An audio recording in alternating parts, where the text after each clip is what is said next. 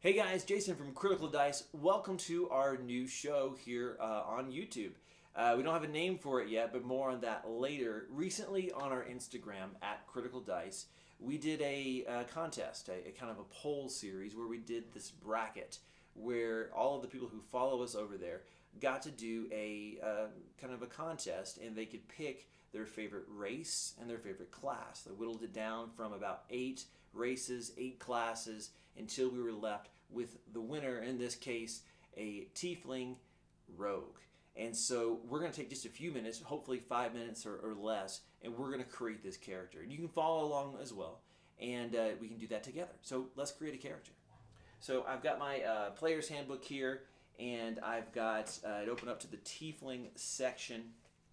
And the first thing I'm going to do, since I've already decided what we're going to use for the race, is I want to get those racial bonuses for the main statistics, for the characteristics.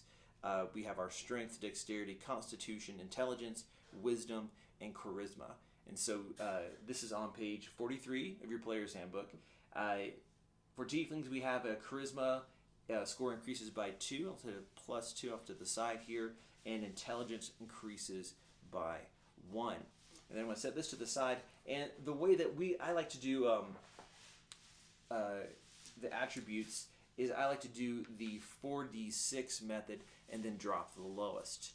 There's a lot of ones out there, but this is the one that I like the best. So I've got some of my true roll dice here, and we're going to roll those up. And I'm not going to place them yet. I'm just going to lay them right here at the bottom of the page so that I can kind of see what I have and then decide from there. So let's go ahead and roll those up. I've got a 2, 2, 5, and a 1. So 4, that's a 9. That's not great. Okay, I've got, interesting. I've got a 4, 3, 2, 2. So we'll put that together as another 9. Wow. Okay. Sorry, guys. A little bit better. 5, 4, and 3. So that's a 13, like that. No, wait. 12. 12. Watching me do mental math. A lot of fun. All right. 5, 5, 5, and 2. So it gives me a 15. All right. Got 2 more to go. 6, 5, and 4. Excellent. That's a 15 as well. Last one, come on, 6, 5, and 4 again, which gives us another 15. All right, so not all bad in the end. So we put those away. And then we want to look and say, okay, well, we already know the class as well, which is a rogue. And so we know that rogue is going to be very important to have high dexterity, and then also perhaps wisdom, intelligence as well. So let's go ahead and place our highest one at dexterity. That's a 15. And cross that off on the bottom. With our charisma, it can be helpful for things like persuasion. I'm tempted to put one of the 9s in there and then let the racial bonus overcome that. So I'm thinking maybe I'll go ahead and do that so that 9 turns into an 11, so not much of a penalty. I'm thinking too, for the other 15, let's go ahead and put those other 2 15s in intelligence and in wisdom. So that gives us a 12 and a 9 left. Which is interesting because I'm going to take a penalty to something. Do I want to take it to the strength or to the constitution? Well, I know how important the health is, how much hit points we are. So I'm going to go ahead and put that 12 in constitution, put the 9 in the strength, and take 1 for the team, as it were. All right, so what this means is that now we can fill out our bonuses. And so just a quick rule for bonuses: you take your number, subtract 10, and then cut the number in half, round down. So if I have a 12, I take the 10 out, I have 2, cut it in half, 1. That's the bonus. So with my strength, that's a negative 1 because I took the 10 out, right? And then for the 15, take the 10 out, left with 5, that's 2.5, round down, that is 2. So I get a plus 2 for dexterity, which is not too bad. We get a plus 1 for constitution, a plus 3 for intelligence, that's a surprise, a plus 2 for wisdom, and a plus 0 for the charisma. All right, so we're doing a rogue, so we need to see what the proficiency bonus is. Proficiency bonus is listed in your race, so we'll go ahead and go to page 94 for the rogue. turned right to it there. And proficiency bonus is in that little chart right here at the start of any character class. Proficiency bonus is important, and it scales as you level because that's going to give you a better chance at your saving throws. It's going to give you a better chance at some of your skills as well as your attacks, and so that's always important to factor in. So for a first level, proficiency bonus for rogue is +2. Now this also means that at first level we're going to get 1 hit die. That's how we determine our hit points. For a rogue, we use a 1d8. Now since this is a first level, this is something I like to do, is you don't want your character to be so weak that they can't survive past first level. These are heroes. They're made of tougher stuff. So I go ahead and just give them max health on that first level so they actually have some fun while you're playing this character. So I have 8 hit points plus the 1 from the Constitution. That gives me a maximum hit point total of 9. I use a d8 and I have 1 hit die. Alright, so we look here on page 95 and we see that they can use light armor for the weapons, simple weapons, hand crossbows, long swords, rapiers, and short swords. So I were giving this some thought, and I know that the starting things that we get for a rogue is a rapier or a short sword. I'm going to go ahead and choose the short sword. And then I can either choose a short bow of arrow and a pack of 20 arrows or another short sword. I kind of like the dual wielding idea, so let's go ahead and do another short sword. And I'll explain why we did that in a second. Then we get leather armor, 2 daggers, and thieves' tools. So we'll go ahead and put down the leather armor, the 2 daggers, which also have a range to them that you can throw them. So I'm not too worried about the range attacks at this point. And thieves' tools, those are important for doing thievy type things. Alright, so now what can you do with a short sword? What can you do with leather armor? Maybe this is the first time you're ever making a character and you're doing it along with me. So let's go look at that. So you can find, looking at my notes here, you can find armor on page 144 and then weapons on 149. So let's go to 144 and look at what those short swords give us, or actually what our armor gives us. We have light armor, we're allowed to use that. So we've got padded leather and studded leather. Well, I'm not going to have enough money starting out to get the studded leather, a far superior option. So I'll go with the leather that came for free. It gives me a armor class 11 plus dex modifier. So that's my base armor is 11, and then other things can modify that, like in this case, my dex modifier. Look over here, dex modifier is +2, so that's going to give me my armor class of 13. Not too bad, not great. Definitely don't want to be up in the front. You want to be sneaking around a little bit for that. Then also my initiative is based on my dexterity. That's a +2, and then my speed came from being a tiefling, which is 30. So I've got that taken care of. I've got my armor taken care of. So what about those short swords we picked? So short sword, right here on 149, it tells us that it is 1d6 piercing, and it's a finesse and a light weapon. Okay, that's kind of cool. So I've got 1d6 damage for those, and it's finesse and light. So what finesse means is that I can use my modifier from my dexterity instead of my modifier from my strength, like you would normally do for a melee weapon on up-close weapons. So I have a 15 in dexterity. That's a +2. So I'm proficient in swords, so I'm going to use +2 proficiency bonus, +2 from dexterity bonus, and that is how I'm going to determine my attack bonus of +4 for these 2 short swords. And then I get to add my dexterity bonus to the damage as well for them, so it's 1d6 +2 for that. So now I have my damage. Now I chose the short sword because you can actually dual wield in D&D. There's two-handed fighting for just about anyone really, given that they have a light weapon in their main hand and a light weapon in their offhand.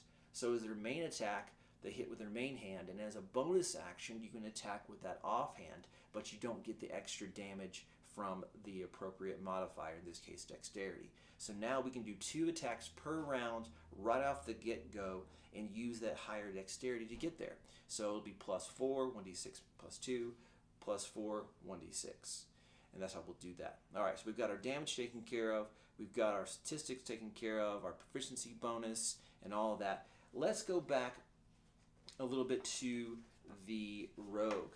And we see that the rogue, on what page did I say it was on? I said it was on 94. There's some other cool things about the rogue we want to make sure to take into account. So we have a saving throws of dexterity and intelligence. I'll explain that in a different video. But I come down over here and I have my saving throws for dexterity and my saving throw for intelligence. And then it says I get to choose from 4 of these skills: acrobatics, athletics, deception, insight, intimidation, investigation, perception, performance, persuasion, sleight of hand, and stealth. So I like the sound of history, persuasion. No, let's scratch that. Let's do this. Let's do insight, acrobatics, perception, and deception. Okay? So I did that because charisma is a little low, so I want to help that out for persuasion and deception. Acrobatics is a given for a dexterous character. And then I also said, I wrote down here I want to do insight. Insight's great because it kind of lets you know if someone's lying to you. Not a bad skill to have for a rogue. So we've kind of listed all these out here. Now we want to add our bonus here and then our bonus from our proficiency bonus because we are proficient in those skills. So I got a 4 saving throw for dexterity, a 4 for acrobatics, a 5 for saving throw for intelligence, a 4 for insight, and a 2 for deception and 2 for persuasion. Everything else on the sheet is just whatever the ability modifier is. All right, let's keep going. We're almost done. So we've chosen those. And as we keep looking at our equipment, Rogue has this first special ability, which is expertise. At first level, choose 2 of your skill proficiencies and then double the proficiency bonus on both of them.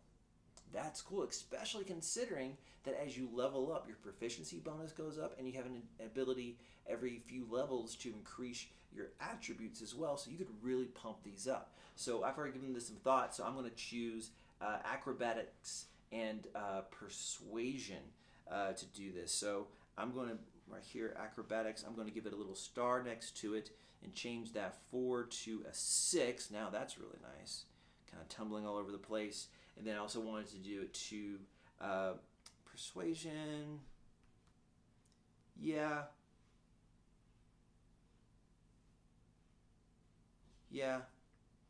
I'll do it to persuasion. I'll get a little star there. So that turns to a 4. And that star helps remind me that when I get more expertise later on, I believe it's 6th level, that I can increase those as well. So I did that. I got expertise. You know, over here it says features and traits. I'm just going to write expertise. And then I'm just going to write the page number so I remember when that comes up again, so I won't forget page 96. Then it says I have sneak attack. Ah yes, the favorite of the rogue. Sneak attack allows me to do extra damage when my opponent is distracted because he's I've got advantage on him or he's facing up against another member of my party. I can sneak around and just shiv him right in the back. So it says I get, once per turn, you can deal an extra 1d6 of damage to one creature that you attack. And so, and this increases as I go up. So right now I'm just going to put 1d6 next to sneak attack. That should be enough to remind me that I have that ability. And then I also get something called Thieves' Cant. Thieves' Cant is a way of kind of speaking double speak, or almost like when you watch baseball and you see the guy in the dugout, like, you know, like steal second base, make me a smoothie.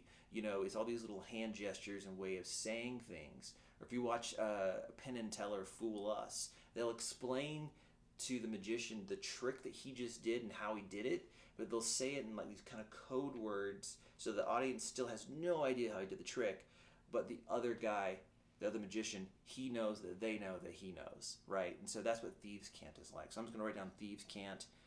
Very helpful, especially if you're in the presence of other thieves or other unsavory types. Now, we're just about done. We've got our proficiency bonus, our skills, our attributes, our armor class, initiative, and speed, hit points, our weapons, our thieves' tools, our leather armor.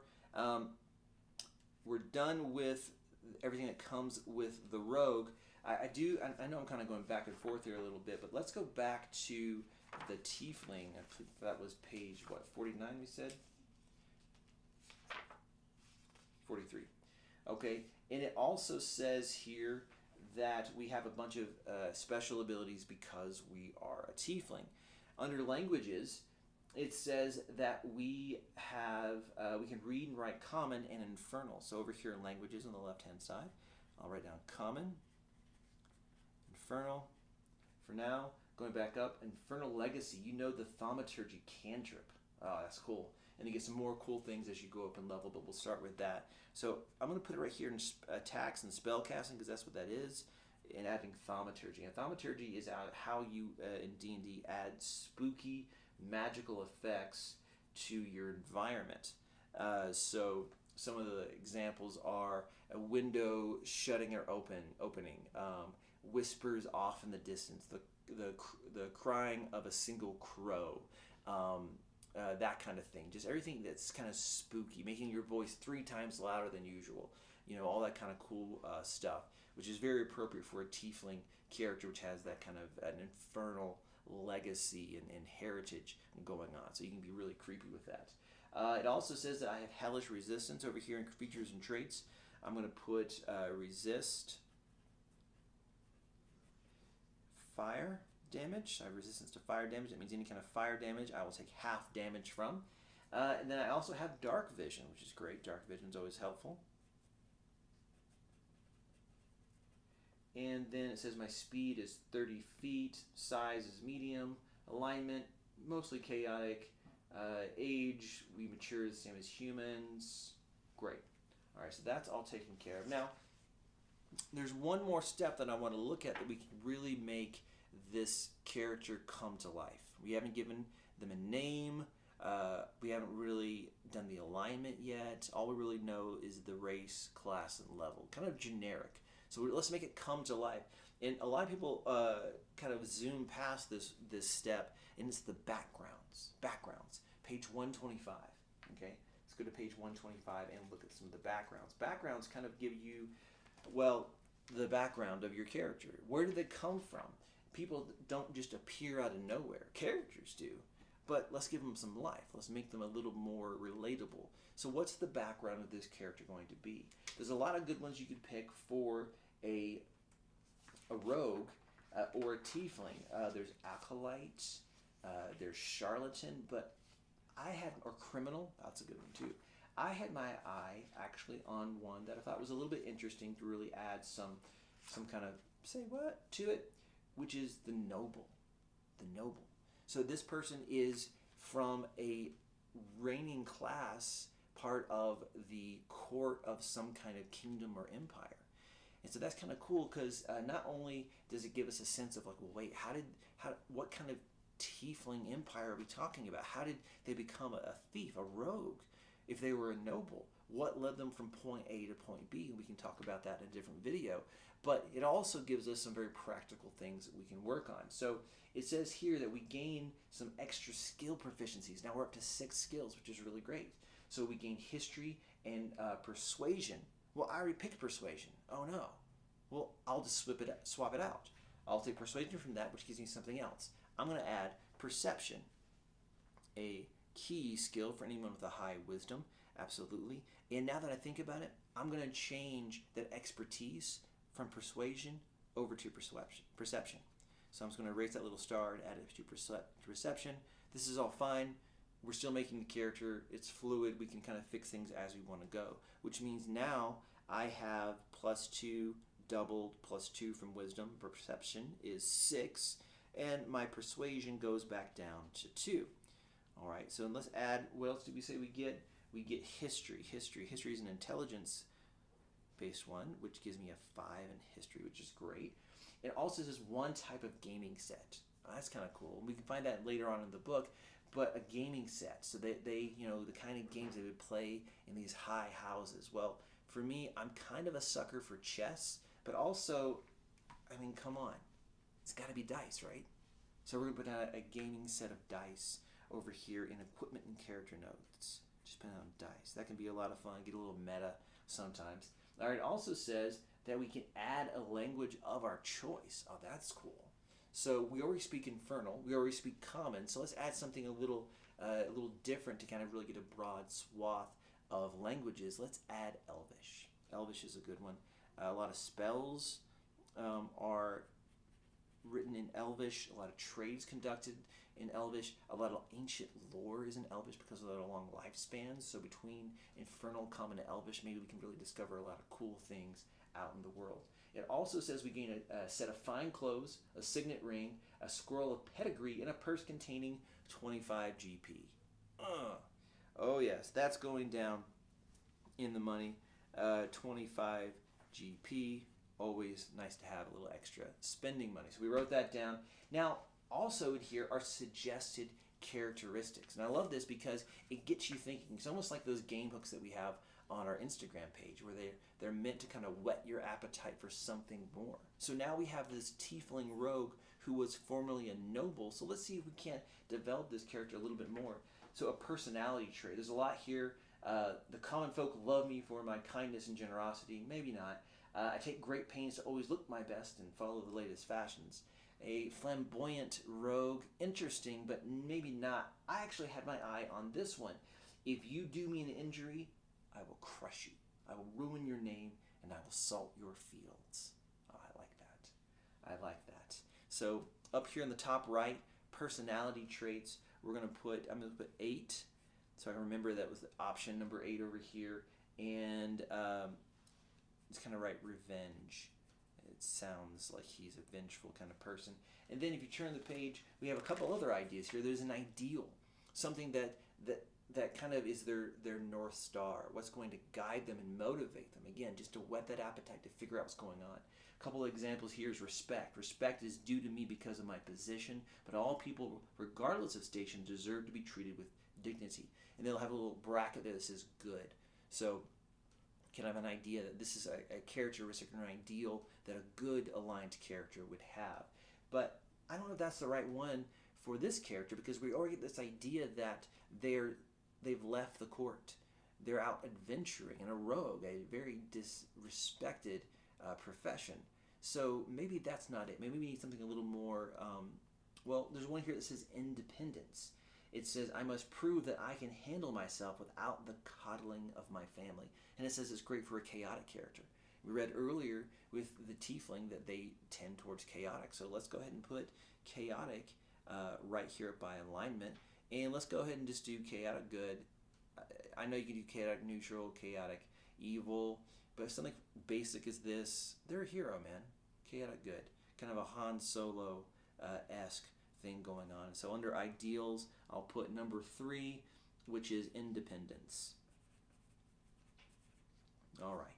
Then bonds. Okay, again, relationships. People don't come out of nowhere. They have relationships. They have people that they know and how they treat one another. And so we've got a couple here that says, I'm in love with the heir of a family that my family despises. Ooh, Montague and Capulet, kind of a Romeo and Juliet thing. That's nice. The common folk see me as the hero of the people. Maybe. What about this? 5. My loyalty to my sovereign is unwavering. Oh, that's kind of cool. Because now we have a character who is fiercely loyal to the king, fiercely loyal to themselves, right? Because we said, if you slight me, I will burn your fields to the ground, right?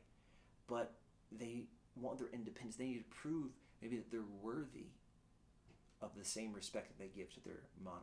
I like that. So I'll put down number 5 here under bonds, and I'll put loyalty. Just as a reminder, I can fill this out more fully later on. Then flaws. Every great character has a flaw, right? Thor can only lift his hammer if he's worthy. Peter Parker has to make rent. Tony Stark has shrapnel headed towards his heart at any given moment and is a recovering alcoholic. Every hero has their flaw. All right, so we got a couple cool ones here. I secretly believe that everyone else is beneath me. Maybe I could see that. I have an insatiable desire for carnal pleasures. Well, we're going to make this a family show, so maybe not. I like number 2, actually. I hide a truly scandalous secret that could ruin my family forever. I like this. Now we know why our Tiefling rogue had to leave home. Not only fiercely loyal to the monarch, they know that they could cause shame to the very house they love because of a mistake that they did. Now they have to prove themselves and save the reputation and the honor of the king by leaving. Now this is a good backstory. I like this. So under flaws, I'm going to write down, what do we say, number 2 here. Scandalous secret. Scandal. Awesome. Scandalous secret. Great. So under background, now we have noble. Class and level, we have the rogue. That's R-O-G-U-E, not rouge. Don't do that. Don't be that guy. Level 1, race is the Tiefling, I before E.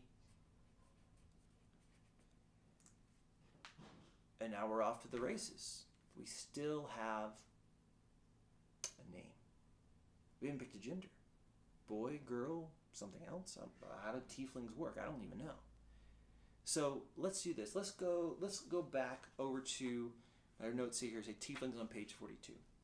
I like doing these fine details last so that you have more fluidity to really make good, interesting, and playable decisions. So what's something that you may not know, at the beginning of every race entry is a list of some of the background and also a list of names. Family names and first names divided male and female. And then if you have a book like Xanathar's Guide to Everything, there's entire chapters of names of different races, cultures. It's pretty great. But let's look through here. I've already decided we're going to make it a girl, female. And then I look through here and I see a couple cool ones. Akta, that's interesting. Naima, reminds me too much of Emperor's New Groove, I think. And then here is one, Rita, or Rita. I like that, Rita. All right, let's do that, Rita. R-I-E-T-A, Rita. And now we have our character. Our Tiefling rogue finally has a name, finally has a face. We have an idea of who she is. She's Rita. She is a noble of a far distant Tiefling kingdom who made a mistake, a scandalous mistake, that in order to save the reputation and honor of the kingdom she loves, she had to leave, prove herself, and hopefully find redemption, and has turned to the unsavory profession of rogue in order to do it. She's not that strong, but she's quick, she's smart, she's wise. Charisma? We'll see. Maybe she cleans up nice. So there we go. Guys, I'm going to put this sheet up and a picture that one of the members of our community on Instagram shared with me today. They just decided to draw Rita up. And so I'll put that link in the description down below this video. Also, if you wouldn't mind, like this video, share this video, and subscribe to this channel. We have way more stuff coming up, a lot better stuff coming up. I just wanted to start with something that was generated by you, the community. You also can follow us on Instagram at Critical Dice, all one word. And also, too, we want to do a lot of these, so we're going to need a name for the show. So if you want to put in the comment section of this video, what should we call our show? The Critical Dice Show by Critical Dice? This is How I Roll by Critical Dice? I don't even know. Does it need a name? I'd love to hear from you. But guys, thanks for your time. Hope you enjoyed this. And may the 20s always roll in your favor.